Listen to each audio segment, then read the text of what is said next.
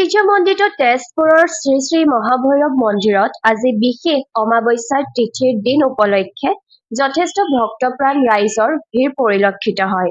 উল্লেখনীয় যে আজি বহু বছৰৰ পিছত পবিত্ৰ সোমবাৰ আৰু অমাৱস্যা তিথিৰ দিন একেলগে এটি বিশেষ দিনত পৰিছে। আৰু এই দিনত স্বামীৰ সৰ্বদিশত মংগলৰ আৰু পৰিয়ালৰো মংগলৰ বাবে ভগৱানৰ মন্দিৰত পূজা সেৱা কৰিলে এক দীৰ্ঘ জীৱনৰ অধিকাৰী হয়।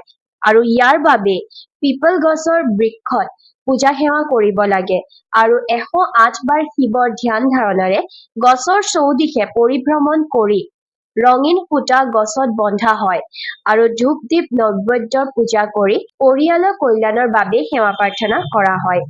আজিৰ এই পবিত্ৰতাৰে মন্দিৰত চৌহদত থকা আহঁতজোপাৰ তলতে বহু সংখ্যক মহিলাই নিজৰ স্বামী দেৱতাৰ শ্ৰীচৰণত প্ৰাৰ্থনাৰে চাকি বন্তি জ্বলাই বুলিও কয়।